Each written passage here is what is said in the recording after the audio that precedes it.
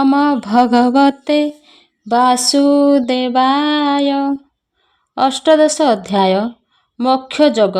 अर्जुन उवाच हे प्रभु केशिनी दुसूदन संन्यास त्याग तत्मान पृथक एहांक मध्यरे बुझाई कहिब मोहरे। अर्जुन कहिले हे केशनी सूदन संन्यासर तत्व और त्यागर तत्व मते पृथक भावरे बुझाई कुह। श्री भगवान उवाच कामना रखी वेद मते तप यज्ञादि करे जेते एथिरे चित्त शुद्धि नाही बंधन भय बढ़ु थाई। एहाकु त्याग जे करंती सन्यासी ताहाकु कहंती। आश्रम नियम जे कर्म निष्काम भावे नित्य कर्म सर्वकर्मर फल त्याग ताहाकु बोलंती जे त्याग। के सांख्यवादी जे कहई यज्ञादि कर्म दोषी होई के कहे ए दोष नुहई चित्त सुधरे जाहा होई। पशु हिंसा यज्ञादि कर्म ममते दोष युक्त जान से दोष त्याग जे त्रिविध अर्जुन अटे ए प्रसिद्ध। अदोष यज्ञ तपमान सर्व करिबार विधान। वेद मतरे कामना रखी तप यज्ञादि जेते कले मध्य एथिरे चित्त शुद्धि हुए नाही महादि बंधन बढ़े एवं ए भावना को जे छाड़ी दिए ताकु सन्यासी कहंती। जे आश्रम नियमरे रही फल आशा छाड़ी देई कार्य करे ताकु त्यागी कहंती। यज्ञ रे पशु हत्या करिबा मो मतरे ए दोष अटे। एही दोषयुक्त यज्ञ को त्याग करिबा पुरुष सिंहर कार्य ए त्याग त्रिविध। जेउ यज्ञ रे हिंसा नाही एपरि अहिंसा दोष यज्ञ तप दान अग्निहेत्र और कुछ चांद्रायण एहा गृहीत सन्यासी पक्षे प्रशस्त। एथिरे चित्त शुद्धि हुए पाप कलमुष विनाश हुए मो मतरे एहा सिद्ध अटे। अग्निहोताद्रि तपदान पंचाग्नि कुच्छ चांद्रायण गृह सन्यासी बानप्रस्थ एहांक पक्षे प्रशस्त।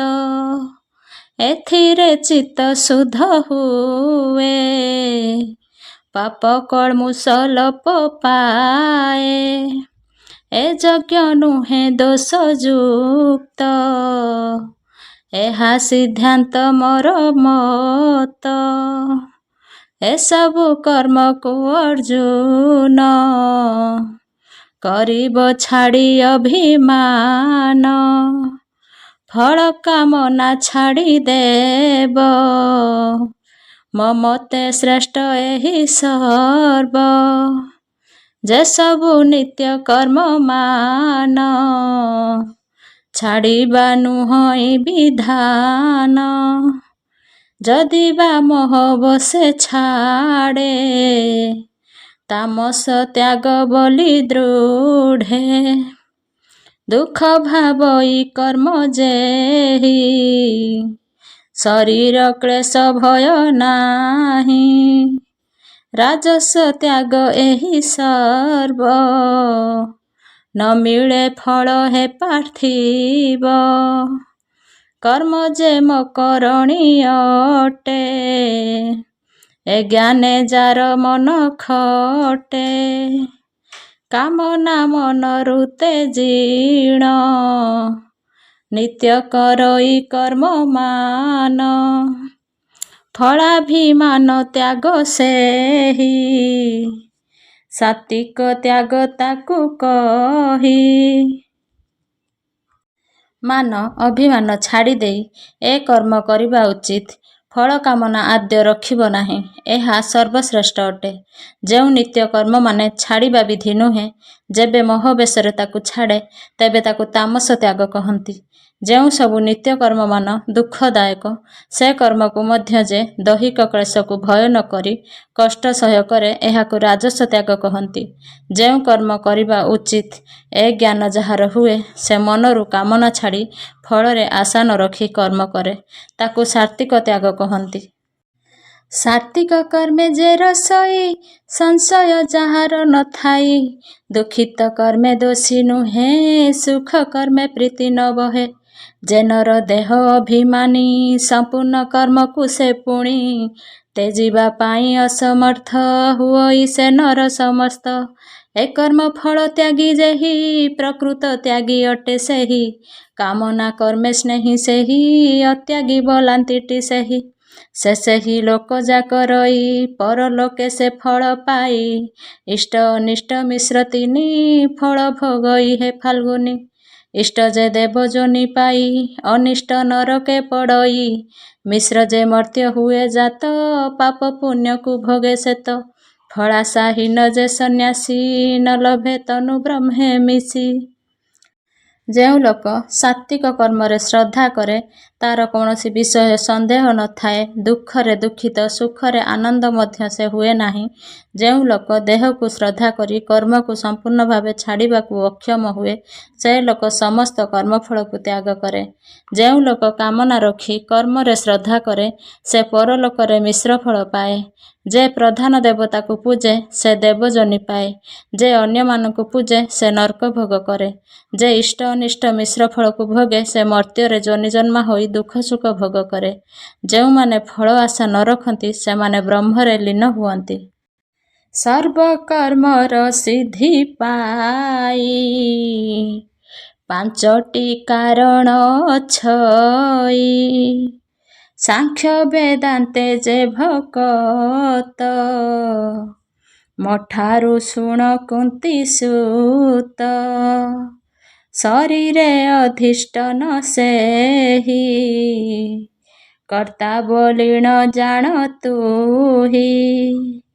କାରଣ ପୃଥ୍ୱୀ ଆଦି ପଞ୍ଚ, ପଞ୍ଚଭୂତ ଏ କୁନ୍ତୀ ସୂତ। ଆକାଶୁ ଶ୍ରବଣ ଜନ୍ମଇ, ବାୟୁରୁ ଭୋଗେନ୍ଦ୍ରିୟ ହୋଇ। ଅନଳୁ ଚକ୍ଷୁ ହୁଏ ଜାତ, ଜଳୁ ରସନାର ସମ୍ଭୂତ। ପୃଥ୍ୱୀରୁ ଘ୍ରାଣ ଜାତ ଜାଣ, ଏ ପଞ୍ଚଭୂତରୁ ଉତ୍ପନ୍ନ। ବାକ୍ପାଦ ପାଣି ପ୍ରାୟୁ ପ୍ରସ୍ଥ, ଏ ସର୍ବ ପଞ୍ଚଭୂତ ଜାତ। ପ୍ରାଣାଦି ଯେ ପଞ୍ଚ ପବନ, କହିବା ତାହାଙ୍କର ସ୍ଥାନ। ହୃଦରେ ପ୍ରାଣ ଗୃହେ ପାନ, ନାଭିରେ ରହଇ ସମନ। କଣ୍ଠରେ ବସଇ ଉଦାନ, ସର୍ବ ଶରୀରେ ବ୍ୟାପେ ବ୍ୟାନ। ପଞ୍ଚ ଉପବାୟୁ ଯେ ବୀର, ନାଗ କୁରୁମ କୁରୁ ବଳ। ଦେବଧର ଯେ ଧନଞ୍ଜୟ, ଏ ପଞ୍ଚ ହୋଇଲେ ଉଦୟ। ନାଗରେ ଉଦ୍ଗୀରଣ କରେ, କର୍ମ ଯେ ଜନ୍ମିଳନ କରେ। କୁବଳ ଚିତ୍କାର ପରାଏ, ବେଦ ଦତ୍ତରେ ହାର ହୁଏ। ମାଗିଲେ ପ୍ରାଣୀ ଧନଞ୍ଜୟ, ନ ଛାଡ଼େ ତାହାର ଯେ ଦେହ। ଏ ହେତୁ ପଞ୍ଚ ପ୍ରାଣ ବାତ, ଜଗତେ ହୋଇଛି ବିଖ୍ୟାତ।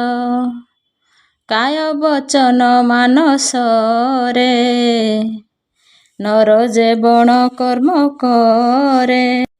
ସମସ୍ତ କାମର ସିଦ୍ଧି ସକାଶେ 5ଟି କାରଣ ଅଛି। ସାଂଖ୍ୟ ବେଦାନ୍ତ ଯାହା କହେ ତାହା ମୋହଠାରୁ ଶୁଣ। ଯେ ଏ ଦେହର ଅଧିଷ୍ଠାନ କରେ ସେ କର୍ତ୍ତା। କାରଣ ପୃଥ୍ୱୀ, ଆପ, ତେଜ, ମରୁତ ଓ ବ୍ୟୋମ ଏ ପଞ୍ଚଭୂତ, ଏଥିରେ ବାକ୍, ପାଦ, ପାଣି, ବାୟୁ, ପ୍ରସ୍ଥ, ଜନ୍ମ, ଆହୁରି ମଧ୍ୟ ପ୍ରାଣପାନ, ସମାନ, ଉଦାନ ଓ ବ୍ୟାନ ଏ ପଞ୍ଚବାୟୁ ପଞ୍ଚପ୍ରାଣ ନାମରେ ଖ୍ୟାତ।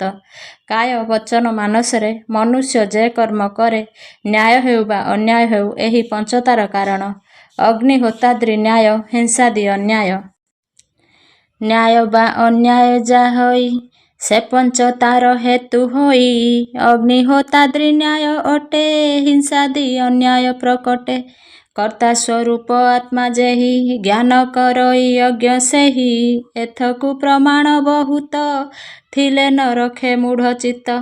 ପ୍ରକୃତ ଆତ୍ମା ଦର୍ଶନ, ପ୍ରାପ୍ତ ନ ହୁଏ କଦାଚନ। ଅହଙ୍କାର ଯେ ଯାର ନାହିଁ, ଆତ୍ମାକୁ ବ୍ରହ୍ମ ସେ ଜାଣଇ। କାର୍ଯ୍ୟରେ ଇହଲୋକ ଯଶ, କଲେ ନର୍କରେ କିଛି ନାଶ।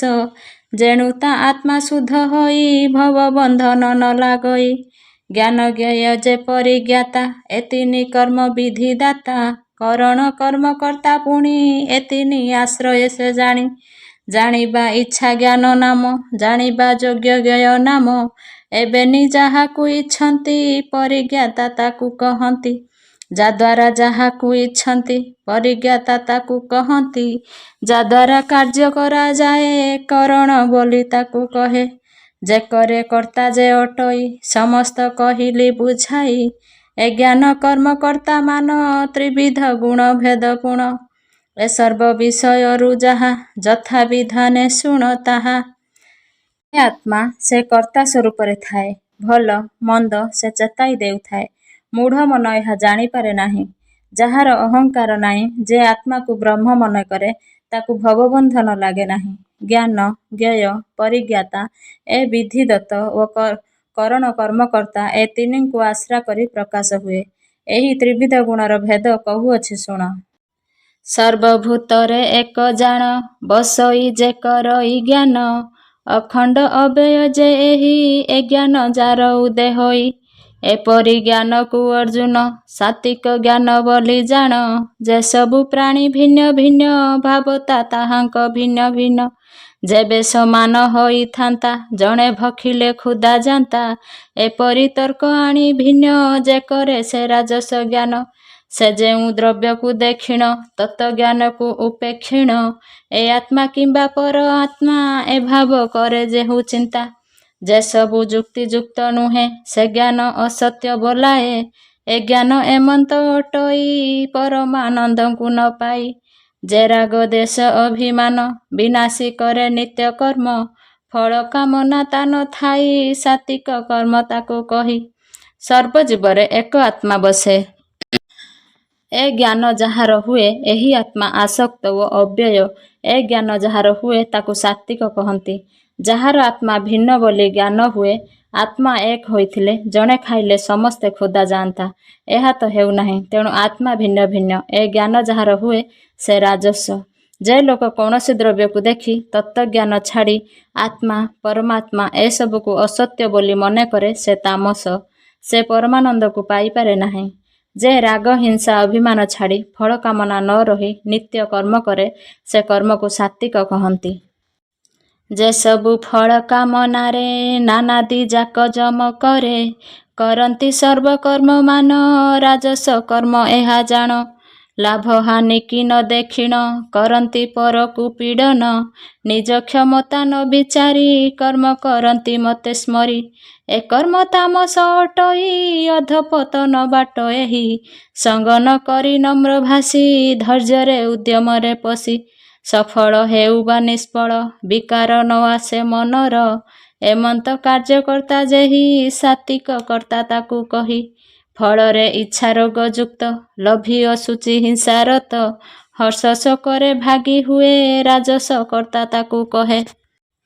ଯେଉଁମାନେ ଫଳ କାମନା ଆଶାରେ ନାନାଦି ଆଡ଼ମ୍ବର ସହିତ କର୍ମ କରନ୍ତି, ସେମାନଙ୍କ କର୍ମକୁ ରାଜସ କର୍ମ କହନ୍ତି। ଯେ ଲାଭହାନିକି ବିଚାର ନ କରି ପରକୁ ପୀଡ଼ା ଦେଇ ନିଜ ନିଜ କ୍ଷମତା ବିସ୍ତାର କରନ୍ତି, ଏହିପରି କର୍ମକୁ ତାମସ କର୍ମ କହନ୍ତି। ଏହା ଅଧପତନର ବାଟ। ଅସତ୍ସଙ୍ଗ କରେ ନାହିଁ, ନମ୍ର ଭାଷା କହେ, ଭଲ ହେଉ ବା ମନ୍ଦ ହେଉ ଧୈର୍ଯ୍ୟର ସହିତ କର୍ମ କରେ, ସେ କର୍ମରେ ସଫଳ ବା ନିଷ୍ଫଳ ହେଉ କୌଣସି କଷ୍ଟ କରେ ନାହିଁ, ଏହାକୁ ସାତ୍ୱିକ କହନ୍ତି। ଫଳ ଲାଭ ପାଇଁ ଇଚ୍ଛା କରେ, ରାଗ ମଧ୍ୟ ଥାଏ, ଲୋଭ, ଅଶୁଚି, ହିଂସ୍ରକ ଏପରି ଭାବରେ କର୍ମ କଲେ ଭଲ ହୁଏ, ମନ୍ଦ ମଧ୍ୟ ହୁଏ। ଏପରି ଯେ କରେ ତାକୁ ରାଜସ କର୍ମ କହନ୍ତି। ପୁଣି ପର ନିନ୍ଦାକାରକ, ଶଠ ଭାବ ନମ୍ରତାହୀନ, ଅକର୍ମା ଅଳସୁଆପଣ, ବିଷାଦୀ ପୁଣି ଦୀର୍ଘସୂତ୍ରୀ, ତାମସ କର୍ତ୍ତାଏ ଅଟନ୍ତି, ତ୍ରିଗୁଣ ମତେ ବୁଦ୍ଧିମତୀ, ଧରନ୍ତି ଏହି ତିନି ମୂର୍ତ୍ତି, ଏମାନଙ୍କର ଭେଦ ଯାହା, ବୁଝାଇ କହୁଅଛି ତାହା, ହେ ଧନଞ୍ଜୟ ସମ୍ପୂର୍ଣ୍ଣରେ, ଶୁଣତୁ ଏକାଗ୍ର ମନରେ, ଯେ ବଣ ବୁଦ୍ଧି ବଳେ ପାର୍ଥ, ପ୍ରବୃତ୍ତି ନିବୃତ୍ତ ଦୁହେଁ ତ, ଭୟ ଅଭୟ କାର୍ଯ୍ୟାକାର୍ଯ୍ୟ, ବନ୍ଧନ ମୁକ୍ତି ଯେ ସମ୍ପଦ, ରୂପରେ ଜଣାଯାଏ ସବୁ, ସାତ୍ୱିକ ତାହାକୁ ଜାଣିବୁ, ଯେଉଁ ବୁଦ୍ଧିର ବଳେ ବୀର, ଧର୍ମ ଅଧର୍ମର ବିଚାର, କାର୍ଯ୍ୟ ଅକାର୍ଯ୍ୟ ଲାଭ ହାନି, ବିଚାରେ ସନ୍ଦେହ ଯେ ଆଣି, ସେ ବୁଦ୍ଧି ରାଜସ କହନ୍ତି, ଏ ଧ୍ରୁବ ସନ୍ଥ କହିଛନ୍ତି। ବିଚାରହୀନ, ଅସାବଧାନ, ପରିନିନ୍ଦୁକ, କପଟ ଭାବ, ନମ୍ରହୀନ, ଅକର୍ମା, ଅଳସୁଆ, ଦୀର୍ଘସୂତ୍ରୀ ଏପରି କର୍ମ ଯେ କରେ ତାକୁ ତାମସ କର୍ମ କହନ୍ତି। ହେ ଅର୍ଜୁନ, ସତ, ରଜ, ତମ ଏହି ତ୍ରିଗୁଣ ତିନି ମୂର୍ତ୍ତି ଧରନ୍ତି। ଏମାନଙ୍କ ମଧ୍ୟରେ ଯାହା ପ୍ରଭେଦ ତାହା ବୁଝାଇ କହୁଅଛି, ତୁମ୍ଭେ ଏକାଗ୍ର ମନରେ ଶୁଣ। ଧର୍ମ କାର୍ଯ୍ୟରେ ପ୍ରବୃତ୍ତି, ଅଧର୍ମ କାର୍ଯ୍ୟରେ ନିବୃତ୍ତି, କେଉଁ କାର୍ଯ୍ୟ କରିବା ଉଚିତ, କେଉଁ କାର୍ଯ୍ୟ କରିବା ଉଚିତ ନୁହଁ, ଭୟ କେଉଁଥିରେ, ଅଭୟ କେଉଁଥିରେ, କେଉଁ କାର୍ଯ୍ୟରେ ବଦ୍ଧ ହେବ, କେଉଁ କାର୍ଯ୍ୟରେ ମୋକ୍ଷ ହେବ, ଯେଉଁ ବୁଦ୍ଧି ବଳରେ ଏହା ଜଣାଯାଏ ତାହାକୁ ସାତ୍ୱିକ ବୁଦ୍ଧି କହନ୍ତି। ଯେଉଁ ବୁଦ୍ଧି ଦ୍ୱାରା ଧର୍ମ, ଅଧର୍ମ, କାର୍ଯ୍ୟ, ଅକାର୍ଯ୍ୟ ଏସବୁ ସନ୍ଦେହ ଭାବରେ ଜଣାଯାଏ, ସେ ବୁଦ୍ଧିକୁ ରାଜସ ବୁଦ୍ଧି କହନ୍ତି। ଯେଉଁ ବୁଦ୍ଧିର ବଳେ ବୀର, ଧର୍ମକୁ ଆଣେ ଅଧର୍ମର, ଭଲକୁ ମନ୍ଦ ମନେ କରେ, ହିତକୁ ବିପରୀତ ଧରେ, ଏ ବୁଦ୍ଧି ତମାଚ୍ଛନ୍ନ ହୋଇ, ତାମସ ବୁଦ୍ଧି ୟାର ହୋଇ, ଧୃତିର ଭେଦ ଶୁଣ ତୁହି, ଯୋଗର ବଳ ଧୃତି କହି, ସ୍ଥିରେ ଧରଇ ମନ ପ୍ରାଣ, କ୍ରିୟାକୁ କଲେ ସଂଯମନ, ଅନ୍ୟକୁ ଧାରଣ ନ କରେ, ସାତ୍ୱିକ ଧୃତି ବୋଲି ୟାରେ, ଯେ ଧୃତି ଧରିବା ଶକ୍ତିରେ, ତତ କାମନା ଆସକ୍ତିରେ, ଧର୍ମାର୍ଥ କାମନାବ ହୋଇ, ରାଜସ ଧୃତି ତାକୁ କହି, ଯେ ଧୃତି ବଳେ ନିଦ୍ରା ଶୋକ, ଭୟ ବିଷାଦ ଗର୍ବ ଯାକ, ତ୍ୟାଗ ନ କରି ଭଲ ମଣେ, ତାମସ ଧୃତି ତାକୁ ଗଣେ। ଯେଉଁ ବୁଦ୍ଧି ତମଗୁଣାଚ୍ଛନ୍ନ ହୋଇ ଧର୍ମକୁ ଅଧର୍ମ, ଅଧର୍ମକୁ ଧର୍ମ ମନେ କରେ, ସମସ୍ତ ଭଲ କଥାକୁ ମନ୍ଦ ବିଚାରେ, ତାହାକୁ ତାମସ ବୁଦ୍ଧି କହନ୍ତି। ହେ ପାର୍ଥ, ଧୃତିର ଭେଦ ଏବେ ଶୁଣ। ଯୋଗବଳକୁ ଧୃତି କହନ୍ତି। ମନ ଓ ପ୍ରାଣକୁ ସ୍ଥିର କରି ସଂଯମ ଭାବେ କାର୍ଯ୍ୟ କରେ, ଅନ୍ୟ ବାହ୍ୟ ବସ୍ତୁକୁ ମନରେ ସ୍ଥାନ ଦିଏ ନାହିଁ, ତାକୁ ସାତ୍ୱିକ ଧୃତି ବୋଲି କୁହାଯାଏ। ଯେଉଁ ଧୃତି ଧାରଣ କରିବା କ୍ଷମତା, ଫଳ କାମନା ଓ ଧର୍ମ ଅର୍ଥ କାମନା କରେ, ତାକୁ ରାଜସ ଧୃତି କହନ୍ତି। ଯେଉଁ ଧୃତି ବଳରେ ନିନ୍ଦା, ଶୋକ, ଭୟ, ବିଷାଦ, ଗର୍ବ ଏସବୁକୁ ଭଲ ମନେ କରେ, ତାକୁ ତାମସ ଧୃତି କହନ୍ତି। ପୁଣି ତ୍ରିବିଧ ସୁଖ ମାନ, ମୋଠାରୁ ଶୁଣ ତୁ ଅର୍ଜୁନ, ଯେ ସୁଖ ଅଭ୍ୟାସ ନିମିତ୍ତ, ସକଳ ତହିଁରେ ଆସକ୍ତ, ଯେ ସୁଖ ହେତୁ ନରଗଣ, ସୁଖକୁ ଆଣନ୍ତି ବରିଣ, ଯେ ସୁଖ ବିଷର ସମାନ, ପ୍ରଥମେ ହୁଏ ଅନୁମାନ, ଶେଷେ ଅମୃତ ଭୋଗ ଦିଏ, ସାତ୍ୱିକ ସୁଖ ତାକୁ କହେ, ଇନ୍ଦ୍ରିୟ ଯୁକ୍ତ ସୁଖ ସେହି, ପ୍ରଥମେ ସୁଧା ପରି ସେହି, ଶେଷେ ବସଏ ବୈଷୟିକ ସୁଖ ରାଜସ ସୁଖ ଲେଖ, ଯେଉଁ ସୁଖରେ ପ୍ରଥମରେ ବୁଦ୍ଧିକି ମୋହିତ ଯେ କରେ, ଆଳସ୍ୟ ପ୍ରମାଦ ଶୟନ, ଯେଉଁ ସୁଖରୁ ଏ ଜନମ, ଶେଷେ ଅତ୍ୟନ୍ତ ଦୁଃଖ ଜାଣ, ତାମସ ସୁଖ ଏ ଅର୍ଜୁନ। ହେ ଅର୍ଜୁନ, ଏହା ବ୍ୟତୀତ 3 ପ୍ରକାର ସୁଖ ଶୁଣ। ଅଭ୍ୟାସ ବଳରେ ଯେଉଁ ସୁଖରେ ଆସକ୍ତ ହୋଇ ଦୁଃଖକୁ ବରଣ କରନ୍ତି, ଯେ ସୁଖ ପ୍ରଥମରେ ବିଷ ପରି ମନେ ହେଲେ ହେଁ ଶେଷରେ ଅମୃତ ଭୋଗ ଦିଏ, ଅର୍ଥାତ୍ ଈଶ୍ୱର ପ୍ରେମ ଆଣିଦିଏ, ତାହାକୁ ସାତ୍ତ୍ୱିକ ସୁଖ କହନ୍ତି। ଯେଉଁ ସବୁ ଇନ୍ଦ୍ରିୟ ତୃପ୍ତିକର ସୁଖ, ସେ ସୁଖ ପ୍ରଥମ ଥର ଅମୃତ ପରି ମନେ ହେଲେ ହେଁ ଶେଷରେ ବିଷୟରେ ପଡ଼ି ବିଷ ପରି ବୋଧ ହୁଏ, ଏହାକୁ ରାଜସ ସୁଖ କହନ୍ତି। ଯେଉଁ ସବୁ ସୁଖରେ ପ୍ରଥମରେ ବୁଦ୍ଧିକି ମୋହିତ କରି ନିଦ୍ରା, ଆଳସ୍ୟ, ପ୍ରମାଦ ଏସବୁ ସୁଖ ଜାତ ହୋଇ ଶେଷରେ ଅତ୍ୟନ୍ତ ଦୁଃଖ ଦିଏ, ତାହାକୁ ତାମସ ସୁଖ କହନ୍ତି। ପୃଥିବୀ ସ୍ୱର୍ଗ ପାତାଳରେ, ଦେବତା ମନୁଷ୍ୟ ନଗରେ, ପଶୁ ପକ୍ଷୀ ପତଙ୍ଗ ଠାରେ, ଏମନ୍ତ ନ ଦେଖଇ କାରେ। ପ୍ରକୃତି ଜାତ ଯେ ତ୍ରିଗୁଣ, ତହିଁରୁ ହୋଇଛନ୍ତି ଭିନ୍ନ, ବ୍ରାହ୍ମଣ କ୍ଷତ୍ରିୟ ବୈଶ୍ୟର, ହେ ପରନ୍ତପ ଶୂଦ୍ରଙ୍କର। ସ୍ୱଭାବ ଜାତ ଗୁଣ ନେଇ କର୍ମକୁ ପୃଥକ କରଇ, ଏହି ସ୍ୱଭାବ ଗୁଣ ନେଇ ଜାତିର ସୃଷ୍ଟି ହୋଇଛଇ। ସମଦ ମଜେ ତପ ସୂଚି, କ୍ଷମା ସରଳ ଭାବେ ରୁଚି, ଜ୍ଞାନ ବିଜ୍ଞାନ ଯେ ଆସ୍ତିକ, ବ୍ରାହ୍ମଣ ସ୍ୱଭାବ ଏତକ। ସୁରତା ତେଜ ପୁଣି ଧୃତି, ଦକ୍ଷତା ଯୁଦ୍ଧେ ସ୍ଥିର ମତି, ଦାନ ପ୍ରଭୁତ୍ୱ ଯେ ଐଶ୍ୱର୍ଯ୍ୟ, କ୍ଷତ୍ରିୟ ସ୍ୱଭାବ ଏ କାର୍ଯ୍ୟ। ସନ୍ଥ ପାଳନ ଦୁଷ୍ଟ ନାଶ, ଐଶ୍ୱର୍ଯ୍ୟ ନାମ ଏ ପ୍ରକାଶ। ସ୍ୱର୍ଗ, ମର୍ତ୍ତ୍ୟ ଓ ପାତାଳରେ ଯେତେ ଦେବ, ନର, ପଶୁ ଓ ପକ୍ଷୀ ଆଦି ଅଛନ୍ତି, ସମସ୍ତେ ପ୍ରକୃତି ଜାତ ତ୍ରିଗୁଣରେ ଆଚ୍ଛନ୍ନ। ଏଥିରୁ ଭିନ୍ନ ହୋଇ କେହି ରହିପାରେ ନାହିଁ। ହେ ପରନ୍ତପ, ସ୍ୱଭାବ ଗୁଣ ଓ କାର୍ଯ୍ୟ ନେଇ ବ୍ରାହ୍ମଣ, କ୍ଷତ୍ରିୟ, ବୈଶ୍ୟ ଓ ଶୂଦ୍ର ଏସବୁ ଜାତିର ସୃଷ୍ଟି ହୋଇଛନ୍ତି। ସମ, ଦମ, ତପ, ଶୌଚ, ଗୁଣ, କ୍ଷମା, ସରଳ ପ୍ରକୃତି, ଜ୍ଞାନ ଓ ବିଜ୍ଞାନ ଏସବୁ ବ୍ରାହ୍ମଣମାନଙ୍କର କାର୍ଯ୍ୟ।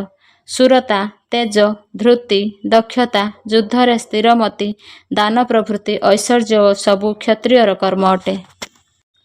କୃଷି ଗୋରକ୍ଷା ବ୍ୟବସାୟ, ବୈଶ୍ୟ ସ୍ୱଭାବ ଏ ନିଶ୍ଚୟ, ସେବା କରିବା କାର୍ଯ୍ୟ ସେହି ଶୂଦ୍ର ସ୍ୱଭାବ ଏ ଅଟଇ।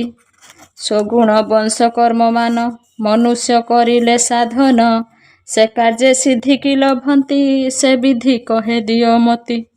ଯେ ବଣ ଠାରୁ ଭୂତମାନ, ଲଭିଣ ଅଛନ୍ତି ଜନମ, ସେସବୁ ସଂସାର ମଧ୍ୟରେ ବ୍ୟାପୀ ଅଛନ୍ତି ସର୍ବଠାରେ। ନିଜ ନିଜର ଗୁଣ ନେଇ ବିଭାଗ କର୍ମ ସେ କରଇ, ଏ କର୍ମେ ହିତ ସଂସାରର, ସିଦ୍ଧି ଲଭନ୍ତି ସର୍ବନର। ଯେ ଯେଉଁ କର୍ମେ ଅଧିକାରୀ, ନ କଲେ କନ୍ଦଳରେ ମରି, ସଂସାର କାର୍ଯ୍ୟ ନାଶ ହେବ, କିପରି ନିଶ୍ଚଳେ ଭଜିବ। ପରର ଧର୍ମ ଯେବେ ଶ୍ରେଷ୍ଠ, ନିଜର ଧର୍ମ ଯେ ନିବୃତ୍ତ। କୃଷି, ପଶୁପାଳନ ଓ ଦେଶ ବିଦେଶରେ ବାଣିଜ୍ୟ ଏସବୁ ବୈଶ୍ୟର କାର୍ଯ୍ୟ। ବ୍ରାହ୍ମଣ, କ୍ଷତ୍ରିୟ ଓ ବୈଶ୍ୟ ଏ 3 ବର୍ଣ୍ଣକୁ ସେବା କରିବା ଶୂଦ୍ରର କୁଳଧର୍ମ। ନିଜର ସ୍ୱଗୁଣ ବଂଶ କାର୍ଯ୍ୟମାନ ମନୁଷ୍ୟ କଲେ ସିଦ୍ଧି ଲାଭ କରେ। ସେ ସବୁର ବିଧାନ କହୁଅଛି, ମନ ଦେଇ ଶୁଣ। ଯାହାଙ୍କଠାରୁ ଏହି ସବୁ ଜୀବଗଣ ସୃଷ୍ଟି ହୋଇଅଛି, ସେ ଏ ସଂସାର ମଧ୍ୟରେ ବ୍ୟାପୀ ରହିଅଛନ୍ତି। ମନୁଷ୍ୟ ନିଜ ନିଜର ଗୁଣ ଓ କାର୍ଯ୍ୟ ନେଇ ସଂସାର କାର୍ଯ୍ୟ କରି ଜଗତର ହିତ ସାଧନ କଲେ ସିଦ୍ଧି ଲାଭ କରନ୍ତି। ସଂସାରରେ ଚଳିବା ନୀତିକୁ ଧର୍ମ କହନ୍ତି। ନିଜ ନିଜର ଜାତି ବା ସମାଜ ପ୍ରଥା ଅନୁସାରେ କାର୍ଯ୍ୟ କରିବା ଉଚିତ। ଜାଣି ସ୍ୱଭାବ ଜାତ ଧର୍ମ, କଲେ ତା ନୁହଁଇ ଅଧର୍ମ। ଧର୍ମ କହିଲେ ସଂସାରର, ଚଳିବା ପ୍ରଥା ଧର୍ମବୀର। ସ୍ୱଭାବ ଜାତ କର୍ମ ଯେହି, ପ୍ରକୃତ କର୍ମ ସେ ଅଟଇ। ଯେ ସେବେ ହୁଏ ଦୋଷ ମୁକ୍ତ, ତେଜିବା ନୁହେଁ ଉପଯୁକ୍ତ। ଯେବେ ନିଜର ଧର୍ମ ଛାଡ଼ି, ପର ଧର୍ମକୁ ଆଣେ ଲୋଡ଼ି, ତହିଁର ମଧ୍ୟରେ ଦେଖିବ, କିଛି ନା କିଛି ଦୋଷ ଥିବ। ଅଗ୍ନିରେ ଯେହ୍ନେ ଧୂମ ଅଂଶ, ନ ଘେନି ଘେନେ ତାପ ଅଂଶ। ସେପରି ସ୍ୱଧର୍ମର ଦୋଷ, ନ ଧରି ଘେନିବ ସାରାଂଶ। ଧୂମେ ଆଚ୍ଛନ୍ନ ଅଗ୍ନି ଯେହ୍ନେ, ଦୋଷେ ଆଚ୍ଛନ୍ନ ଧର୍ମ ତେହ୍ନେ। ଆସକ୍ତିହୀନ ଯେ ସର୍ବତ୍ର, ବିଗତ ସ୍ନେହ ଆତ୍ମଜିତ। ସନ୍ନ୍ୟାସ ବଳେ ଆକର୍ମତ, ସିଦ୍ଧିକି ହୁଅଇ ସେ ପ୍ରାପ୍ତ। ଯାହାର ସ୍ତ୍ରୀ ପୁତ୍ର ଧନ, ସୁଖ ସ୍ୱର୍ଗରେ ନାହିଁ ମନ।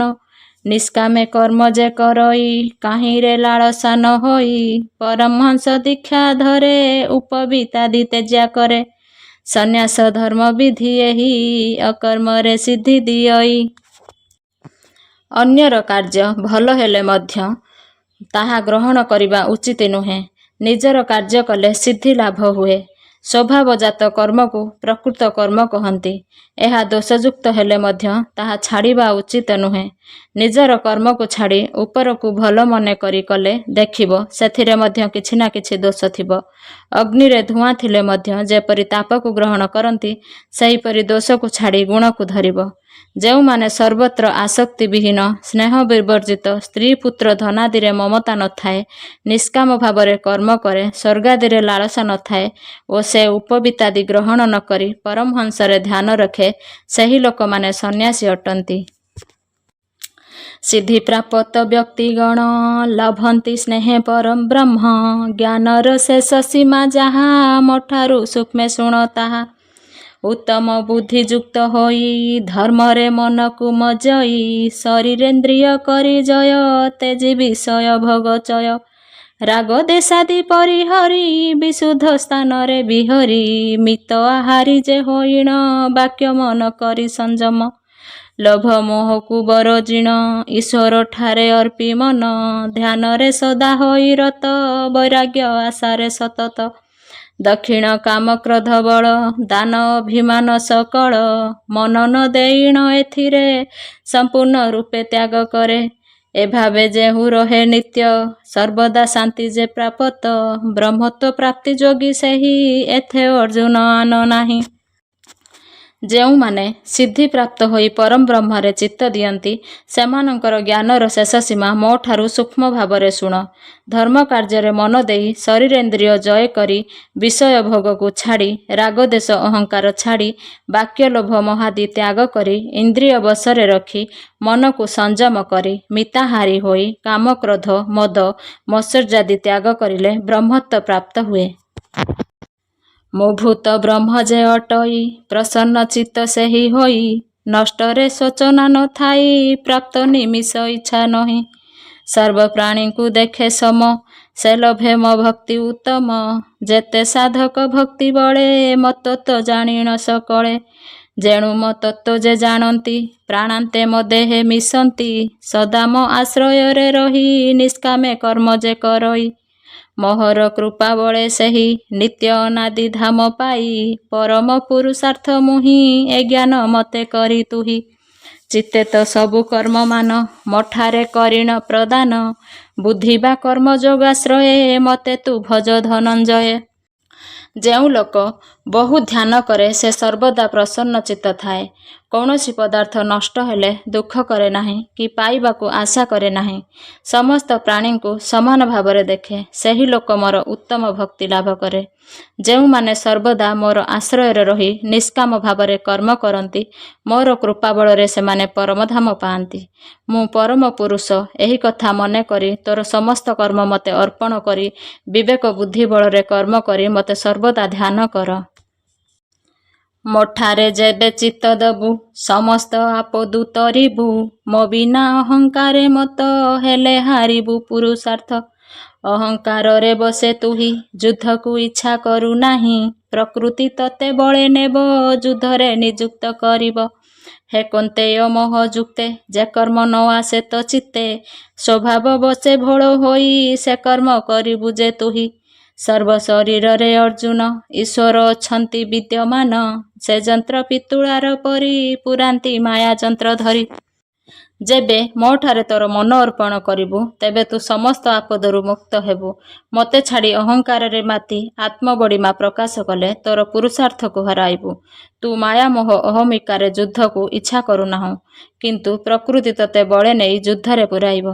ହେ କୌନ୍ତେୟ, ତୁ ମୋହ ବଶରେ ଯେଉଁ କର୍ମ କରିବାକୁ ଅନିଚ୍ଛୁକ, ସ୍ୱଭାବ ବଶରେ ତୁ ସେହି କର୍ମ କରିବାକୁ ବାଧ୍ୟ ହେବୁ। ସମସ୍ତ ଦେହରେ ଭଗବାନ ବିଦ୍ୟମାନ ଅଛନ୍ତି। ସେ ଯନ୍ତ୍ର ପିତୁଳା ପରି ମାୟା ଯନ୍ତ୍ର ଧରି ମନକୁ ମୋହିତ କରନ୍ତି। ତାଙ୍କ ପ୍ରସନ୍ନେ ଶ୍ରେଷ୍ଠ ଶାନ୍ତି, ଶାଶ୍ୱତ ଧାମ ହେବୁ ପ୍ରାପ୍ତି। ସେ ଗୋପନୀୟ ତତ୍ତ୍ୱଜ୍ଞାନ, ପ୍ରକାଶ କଲି ତ ଆଗେଣ। ତଦନ୍ତେ ଯାହା ଇଚ୍ଛା ତୋର, ସେହିପରି ତୁ କର୍ମ କର। ଆବର ଗୁପ୍ତତମ ଯାହା, ପୁଣି ମୋ ଶ୍ରେଷ୍ଠ ବାକ୍ୟ ତାହା। ତେଣୁ ତୁ ଅଟୁ ପ୍ରିୟ ମୋର, କହେ ତ ଶୁଭ ନିମିତ୍ତର। ମୋଠାରେ ଦୃଢ଼ କର ମନ, ଭକତି କର ମୋ ଚରଣ। ମୋତେ ଅର୍ଜୁନ ନମସ୍କାର, କଲେ ପାଇବୁ ମୋତେ ବୀର। ତେଣୁ ତୁ ପ୍ରିୟ ଅଟୁ ମୋର, ତେଣୁ କହେ ତ ଅଗ୍ରସର। ହେ ଅର୍ଜୁନ, ଏବେ ତୁ ସମସ୍ତ ଭାବରେ ସେହି ବ୍ରହ୍ମମୟ ଭଗବାନଙ୍କର ଶରଣ ନେ। ତାଙ୍କର ପ୍ରସନ୍ନରେ ତୁ ଦିବ୍ୟ ଶାଶ୍ୱତ ଧାମ ପାଇପାରିବୁ। ହେ ଅର୍ଜୁନ, ଯେଉଁ ସବୁ ଗୋପନୀୟ ତତ୍ତ୍ୱ ତୋ ଆଗରେ କହିଲି, ଏହାପରେ ତୋର ଯେପରି ଇଚ୍ଛା ସେହିପରି କାର୍ଯ୍ୟ କର। ଆହୁରି ମଧ୍ୟ ଯାହା ଅତ୍ୟନ୍ତ ଗୋପନୀୟ ଓ ଯେ ସବୁ ମୋର ସର୍ବପ୍ରଧାନ ଉପଦେଶ ବାକ୍ୟ, ସେ ସବୁ ତୁ ମୋର ଅତ୍ୟନ୍ତ ପ୍ରିୟ ବୋଲି ତୋର ମଙ୍ଗଳ ନିମିତ୍ତେ କହିଲି। ହେ ଅର୍ଜୁନ, ମୋଠାରେ ଭକ୍ତିଭାବେ ମନ ନିବେଶ କରି ମୋତେ ପୂଜା କଲେ ତୁ ମୋତେ ନିଶ୍ଚୟ ପାଇବୁ। ସମସ୍ତ ଧର୍ମକୁ ଛାଡ଼ିଣ ମୋହରେ ନିଅ ତୁ ଶରଣ। ଯେବେ ସମସ୍ତ ପାପୁ ତୋତେ ତାରିବି ଶୋକତେ ଯଚିତେ। ଗୁରୁ ସେବା ତପସ୍ୟାହୀନ ମୋର ନିନ୍ଦୁକ ଭକ୍ତହୀନ। ଏ ଗୀତା ତାଙ୍କୁ ନ କହିବ, ଏଥିରେ ସାବଧାନ ଥିବ। ପରମ ଗୁପ୍ତ ସିଦ୍ଧ ବାଣୀ କହୁଛି ଶୁଣ ଫାଲଗୁନି। ଯେ ମତେ ଏକାନ୍ତେ ଭଜଇ ଏ ଗୂଢ଼ ରସରେ ମଜଇ। ମୋ ଭକ୍ତ ମଧ୍ୟେ ବ୍ୟାଖ୍ୟା କରେ, ମତେ ପାଏ ସେ ଅକ୍ଳେଶରେ। ତେଣୁ ସେ ନରଙ୍କ ମଧ୍ୟରେ ମୋହରି ପ୍ରାୟ ପୃଥିବୀରେ। ନୋହିଛି ନ ହୋଇବ କେହି, ହେ ପାର୍ଥ ଜାଣିଥାଅ ତୁହି। ଯେତେ ପ୍ରକାର ଧର୍ମ ଅଛି ସେ ସମସ୍ତ ଧର୍ମ ତ୍ୟାଗ କରି ତୁ ମୋଠାରେ ଶରଣ ପଶ। ତେବେ ସମସ୍ତ ପ୍ରକାର ପାପରୁ ତୋତେ ଉଦ୍ଧାର କରି ଦିବ୍ୟଗତି ଦେବି। ଯେଉଁମାନେ ଗୁରୁ ସେବା ନ କରନ୍ତି, ତପସ୍ୟାହୀନ, ମୋତେ ନିନ୍ଦା କରନ୍ତି ଓ ମୋଠାରେ ଭକ୍ତି କରନ୍ତି ନାହିଁ, ତାଙ୍କୁ ଏହି ଗୀତା ତତ୍ତ୍ୱ କହିବା ଉଚିତ ନୁହଁ। ଯେଉଁମାନେ ମୋତେ ପବିତ୍ର ଭାବେ ଏକାନ୍ତରେ ଭଜନ କରି ତାଙ୍କର ମନ ପ୍ରାଣ ମୋତେ ସମର୍ପଣ କରିଦିଅନ୍ତି, ମୋର କଥାମାନ ସବୁଠାରେ କହି ଆନନ୍ଦ ହୁଅନ୍ତି, ସେ ମୋତେ ସହଜରେ ପାଏ। ଆଜି ପର୍ଯ୍ୟନ୍ତ ଏହି ପୃଥିବୀର ଏହି ଗୁଣ ବ୍ୟତୀତ ନରମାନଙ୍କ ମଧ୍ୟରେ ମୋର ପ୍ରିୟ ଭକ୍ତ କେହି ହୋଇପାରି ନାହିଁ। ଯେ ଲୋକ ଆମ୍ଭ ଦୁହିଁଙ୍କର ଧର୍ମ ସଙ୍ଗତ ପ୍ରଶ୍ନ ଉତ୍ତର ପଠନ କରିବ ତା ପୁଣ। ଜ୍ଞାନ ଯଜ୍ଞର ସମଜାଣ ଯେହୁ ନିଃସନ୍ଦେହ ଶ୍ରଦ୍ଧାରେ। ଶ୍ରବଣ କରେ ସମ୍ପୂର୍ଣ୍ଣରେ ସର୍ବ ପାପରୁ ତରି ପୁଣ୍ୟ।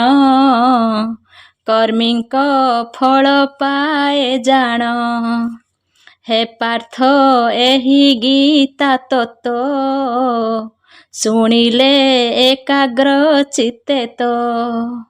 ଅଜ୍ଞାନ ଜାତ ଭ୍ରମ ମାନ ବିନାଶ ହୋଇବ ଅର୍ଜୁନ। ଅର୍ଜୁନ ଉବାଚ ତ କୃପା ବେଳେ ଭ୍ରମ ମୋର ଦୂର ହୋଇଲା ଦାମୋଦର। ଯେଉଁ ଲୋକ ଆମ୍ଭ ଦୁଇ ଜଣଙ୍କର ଧର୍ମଯଜ୍ଞ ସମ୍ବନ୍ଧୀୟ ଏହି ବିଷୟ ପାଠ କରିବ, ସେ ଜ୍ଞାନଯଜ୍ଞର ଫଳ ପାଇବ। ଏହା ମୋର ମତ ଅଟେ। ଯେ ଶ୍ରଦ୍ଧା ସହିତ ଏକାଗ୍ର ଚିତ୍ତରେ ଶୁଣିବ, ସେ ସମସ୍ତ ପାପରୁ ମୁକ୍ତ ହେବ ଓ ଗୁଣବାନ ଲୋକ ଯେଉଁ ସ୍ଥାନ ପାଆନ୍ତି, ସେହି ସ୍ଥାନ ପାଇବ।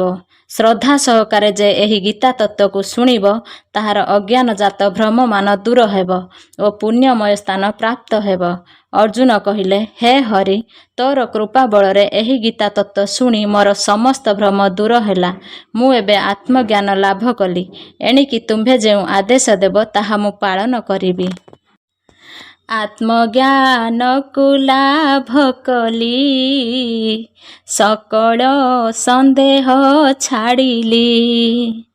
ଏବେ ପ୍ରସ୍ତୁତ ହେଲି ମୁହିଁ ତୋ ଆଜ୍ଞା ପାଳିବାର ପାଇଁ। ସଞ୍ଜୟ ଉବାଚ ଶ୍ରୀକୃଷ୍ଣ ଅର୍ଜୁନଙ୍କର ଯାବତ ଜ୍ଞାନର ବିଚାର।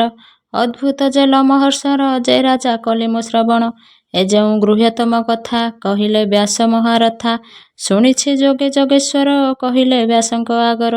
ଶ୍ରୀକୃଷ୍ଣ ଅର୍ଜୁନଙ୍କ ବାଣୀ ଅତ୍ୟଭୂତ ପବିତ୍ର ପୁଣି ସ୍ମରି ମୁଁ ହର୍ଷ ପୁନ ପୁନ ଯାଇଣ ଅଛି ହେ ରାଜନ। ହରିଙ୍କ ବିଶ୍ୱରୂପ ମୁହିଁ ଶୁଣି ବିସ୍ମୟ ନର ସାଇଁ। ଅତି ବିସ୍ମୟ ଜାତ ହୁଏ ତଥାପି ହର୍ଷ ବଢ଼ୁଥାଏ। ସଞ୍ଜୟ କହିଲେ ହେ ରାଜା ଧୃତରାଷ୍ଟ୍ର, ଭଗବାନ ଶ୍ରୀକୃଷ୍ଣ ଓ ଅର୍ଜୁନଙ୍କର ଏହି ସମସ୍ତ ଲୋମହର୍ଷଣକାରୀ ଜ୍ଞାନ ବିଷୟ ଶୁଣିଲି। ଏ ଯେଉଁ ଅତ୍ୟନ୍ତ ଗୋପନୀୟ ଯୋଗଶାସ୍ତ୍ର କଥା। ଯୋଗେଶ୍ୱର ଶ୍ରୀକୃଷ୍ଣ କହିଲେ ମୁଁ ସେ ସମସ୍ତ ବ୍ୟାସଦେବଙ୍କ କୃପାରୁ ତାଙ୍କଠାରୁ ଶୁଣିଥିଲି। ହେ ରାଜା, କୃଷ୍ଣ ଓ ଅର୍ଜୁନଙ୍କର ଏହି ପରମ ପବିତ୍ର ଜ୍ଞାନମୟ ଯୋଗ ଶୁଣି ମୋର ସର୍ବାଙ୍ଗ ହର୍ଷ ଓ ଆନନ୍ଦରେ କମ୍ପିତ ହେଉଅଛି। ହେ ରାଜା, ଶ୍ରୀକୃଷ୍ଣଙ୍କର ସେହି ବିଶ୍ୱରୂପକୁ ଦେଖି ତାହା ସ୍ମରଣ କରି ମୋର ମନରେ ଅତ୍ୟନ୍ତ ବିସ୍ମୟ ଜାତ ହେଉଛି। ତଥାପି ମୋର ଆନନ୍ଦ ବେଳକୁ ବେଳ ବଢ଼ୁଥାଏ। ଯେ ପଣ ପାଖେ ପାର୍ଥ ବୀର, ଯେ ପାଖେ କୃଷ୍ଣ ଯୋଗେଶ୍ୱର, ସେ ପକ୍ଷେ ଜୟ ଲକ୍ଷ୍ମୀ ଜାଣ, ନିଶ୍ଚୟ ହୋଇବ ରାଜନ। ମୋର ବିଚାରେ ଏହା ସ୍ଥିର, କହଇ ବାସୁଦେବ ଛାର, ଉପାଧ୍ୟାୟ ବଂଶରେ ଜାତ, କୁମ୍ଭ ଅଟନ୍ତି ମୋର ତାତ। ପରମହଂସ ଦୀକ୍ଷା ପାଇ ତାହାଙ୍କ କୃପାରେ ଲେଖଇ, ଯେ ଏହା ପଢ଼ିବ ଶୁଣିବ ଭବ ବନ୍ଧନୁ ତରିଯିବ। ହେ ରାଜନ, ଯେଉଁ ପାଖରେ ଯୋଗେଶ୍ୱର ଶ୍ରୀକୃଷ୍ଣ ଓ ବୀରବର ପାର୍ଥ, ସେ ପାଖରେ ବିଜୟଲକ୍ଷ୍ମୀ ନିଶ୍ଚୟ ହେବ, ମୋର ଏହା ଦୃଢ଼ ଧାରଣା। ଇତି ଶ୍ରୀମହାଭାରତେ ଶତସହସ୍ରାଂ ସଂହିତାୟାଂ ବ୍ୟାସିକ୍ୟାଂ ଭୀଷ୍ମପର୍ବଣି ଶ୍ରୀଭଗବଦ୍ଗୀତା ସୁପନିଷତ୍ସୁ ବ୍ରହ୍ମବିଦ୍ୟାୟାଂ ଯୋଗଶାସ୍ତ୍ରେ ଶ୍ରୀକୃଷ୍ଣାର୍ଜୁନ ସମ୍ବାଦେ ମୋକ୍ଷଯୋଗୋ ନାମ ଅଷ୍ଟାଦଶ ଅଧ୍ୟାୟ।